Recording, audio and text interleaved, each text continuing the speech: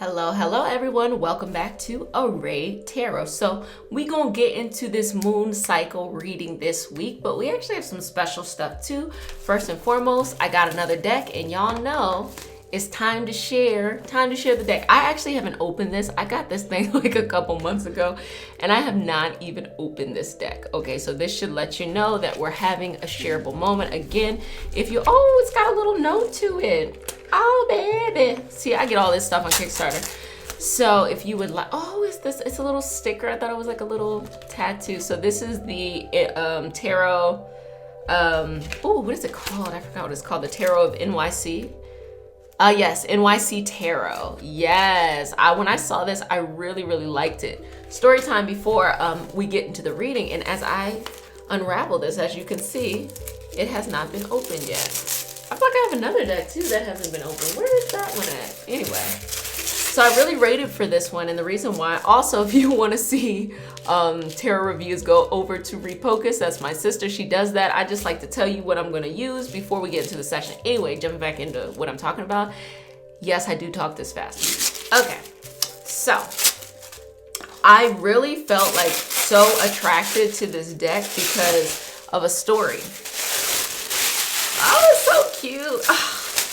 Oh my gosh, look at that. That is so freaking cute. Okay, because of a story. I got a ticket, like they wrote me a ticket on the bus in New York one time. Only in New York. Only in New York. I'd never heard of this before. So I'm going to visit a friend, right? I get the little weekly pass, right? Unlimited pass. I didn't know you needed a transfer to get on the bus, right? And so I'm going to catch, and this will date myself because you know how long ago this was. I'm going to catch the good old megabus.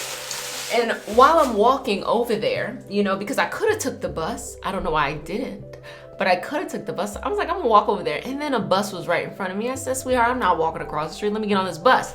I get on this bus. The bus driver says, where's your you know, your little pass, whatever. I was like, oh, yeah, you know, it's unlimited. They're like, where's your transfer? I was like, oh, I don't have one. I was like, can I still get on? They're like, okay. The immediate next stop. I didn't even know they had cops on the bus. Cops on the bus came up. Let me see your transfer. Let me see your transfer. Pull me off and give me a ticket.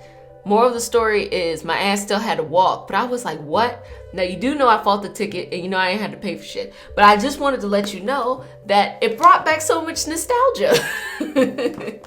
So this is the cute, this is, wow, I've really waited a long time.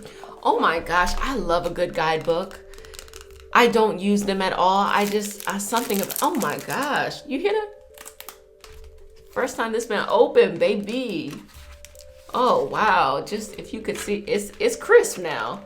You cannot open this thing up fully.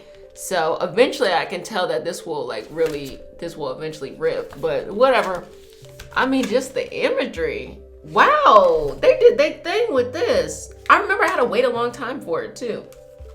Anyway, I'm gonna let you see what the inside look like. It is like the cutest little thing. Okay, so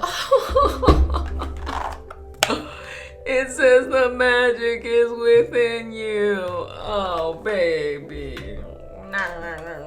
Okay, gilded edges, because why not? And this is what got me.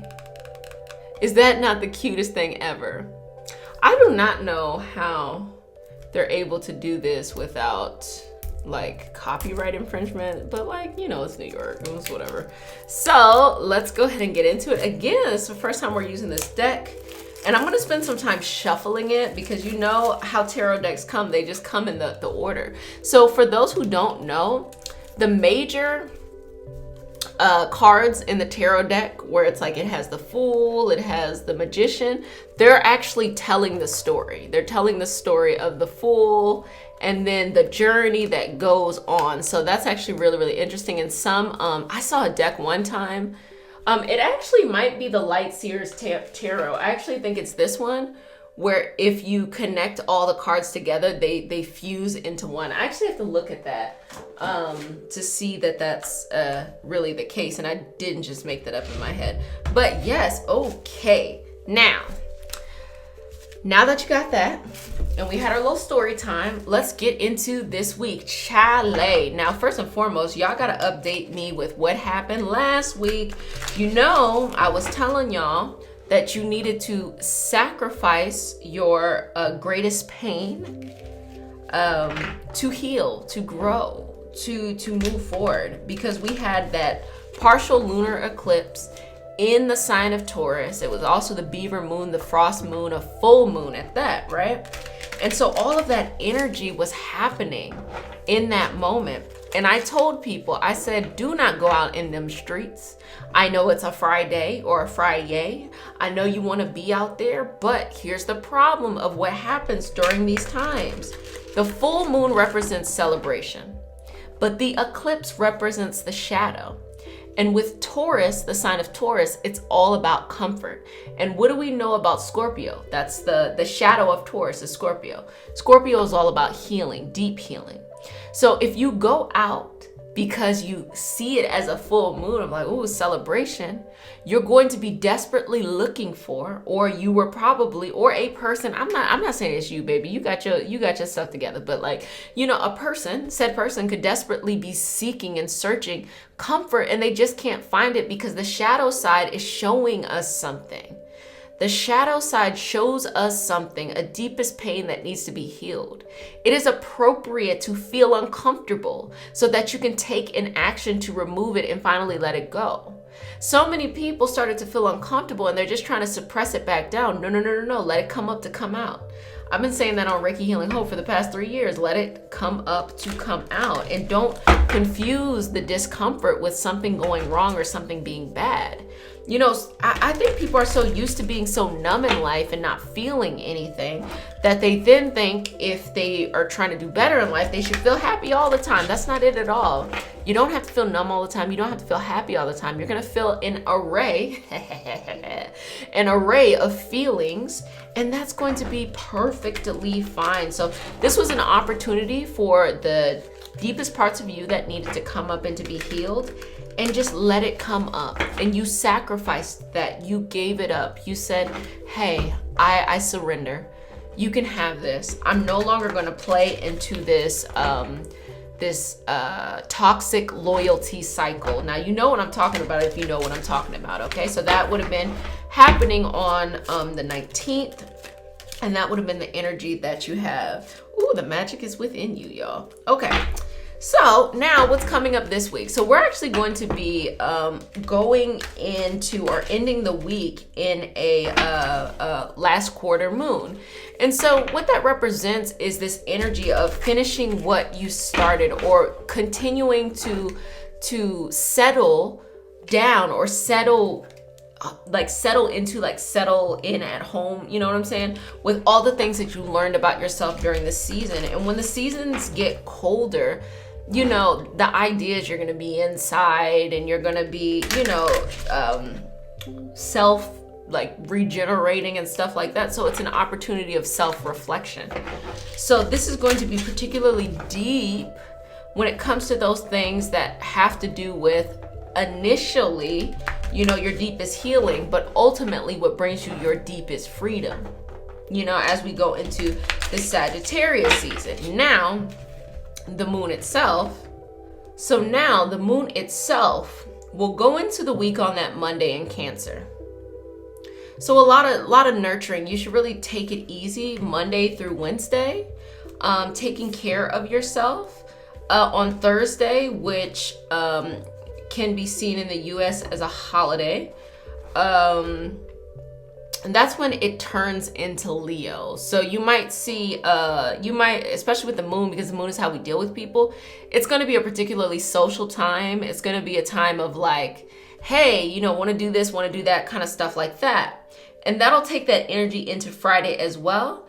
And as we come out into the last quarter moon in Virgo. Now, Virgo is important for that last quarter moon to be in, because Virgo, we know, is all about actually, you know, with it being an earth sign, it's like you have to physically be doing something. So the things that you said that you needed to do, like, hey, I no longer want to talk to this person, or hey, I no longer want to be in this habit, or hey, blah, blah, blah, blah. That Virgo last quarter moon calls on you to actually do that. you know, like the sixth house represents the Virgo qualities, and the sixth house can be seen as your duties, you know. The third house gives a little bit of like the routine, and we know that the third house represents Gemini qualities, and we know that Gemini and Virgo are siblings because they're both ruled by Mercury. But when we like return the focus, it's not just about the routine, it's that you feel like it is your responsibility. So you do things because you feel like it is your responsibility to do things, not just because you're in the habit. It is your duty.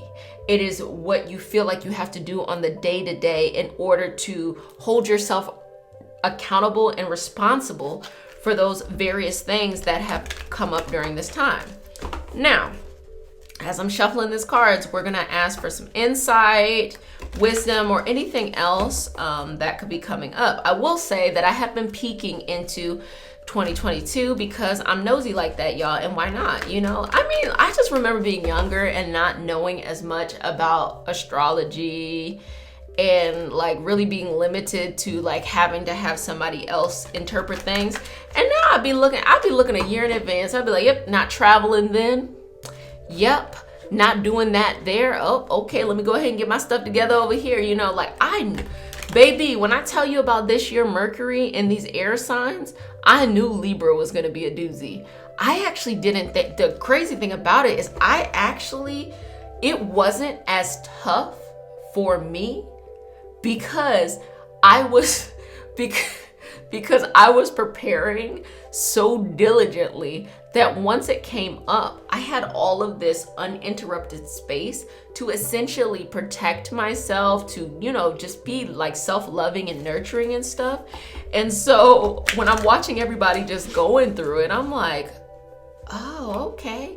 But baby, rest assured that Aquarius and that Gemini, I went through it. Okay, I went through it. And you know, the building of, especially with Mercury and retrogrades through a particular element, it is the building. So what you know, take serious and you really work hard towards in that first, you know, sign of the year, whatever it is, then the next sign, when you get to the last sign, you're building up that momentum there, you know, so just do the work. That's essentially all it is.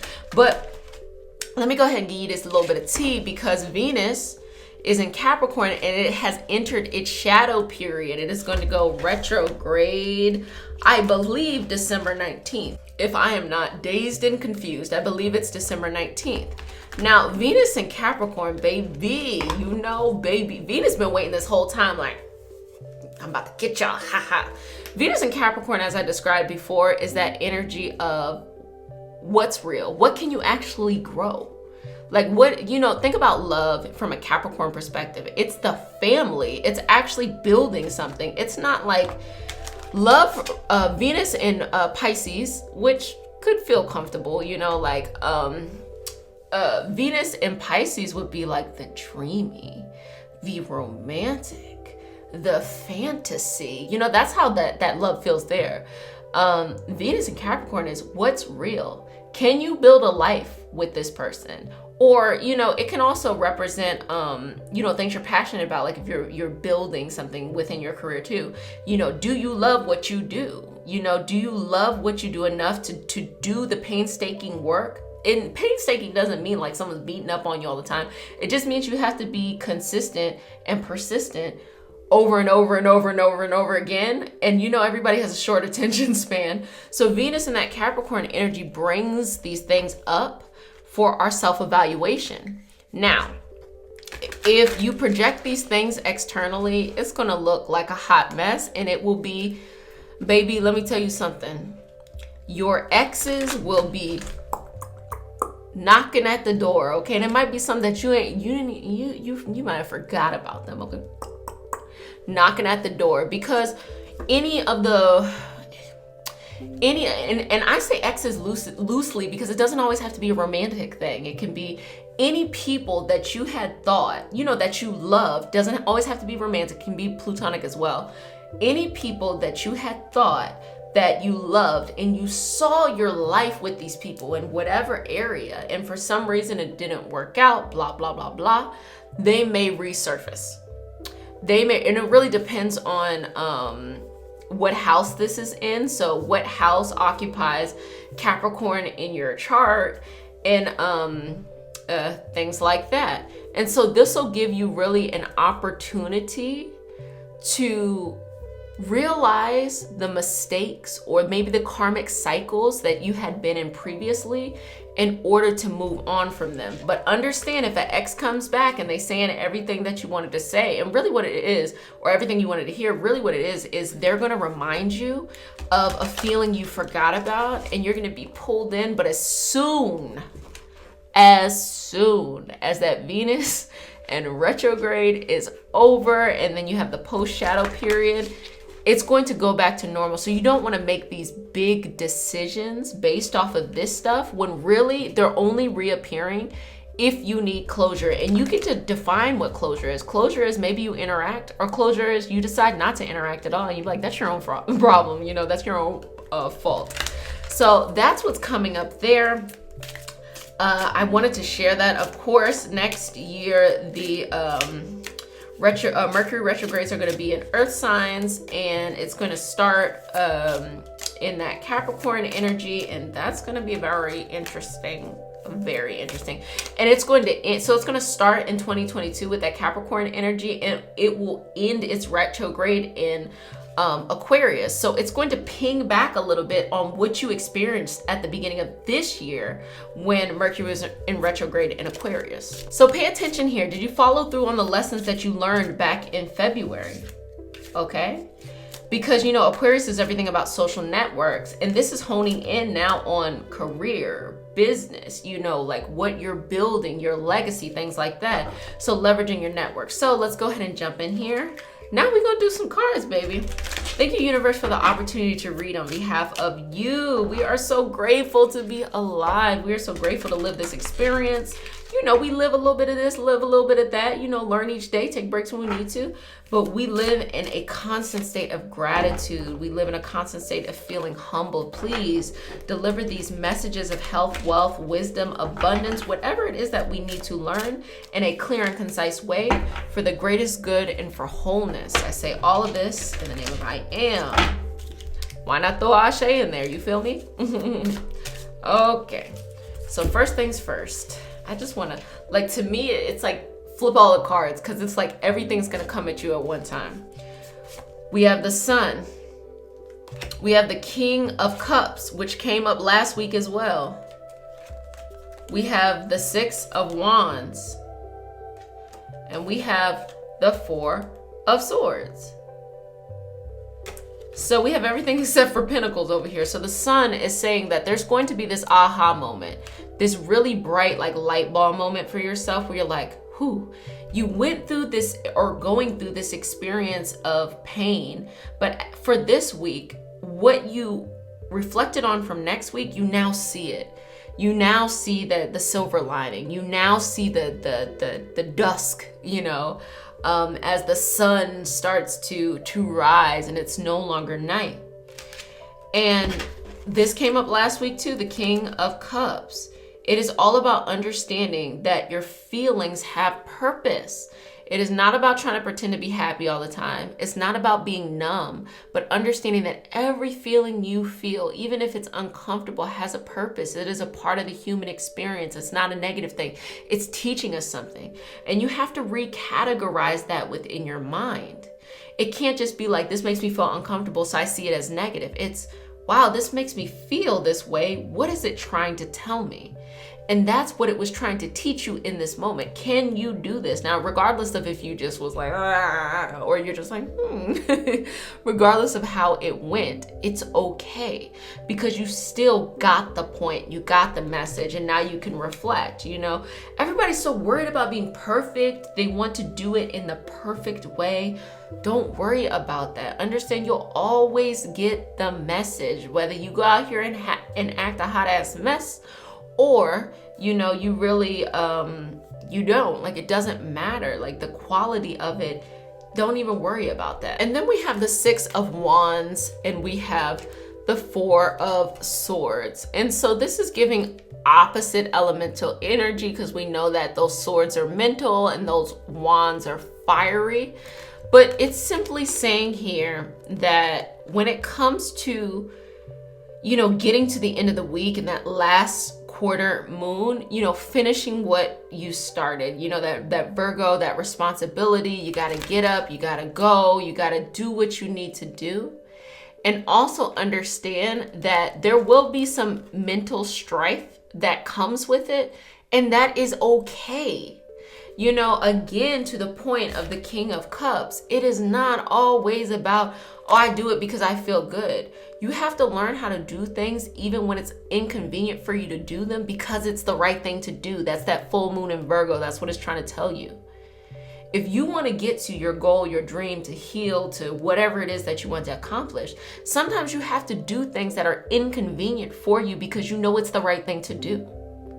Now, people get like mixed up between forcing themselves to do something which neglects their boundaries versus making themselves do something because they don't feel like doing it, but it's better for them.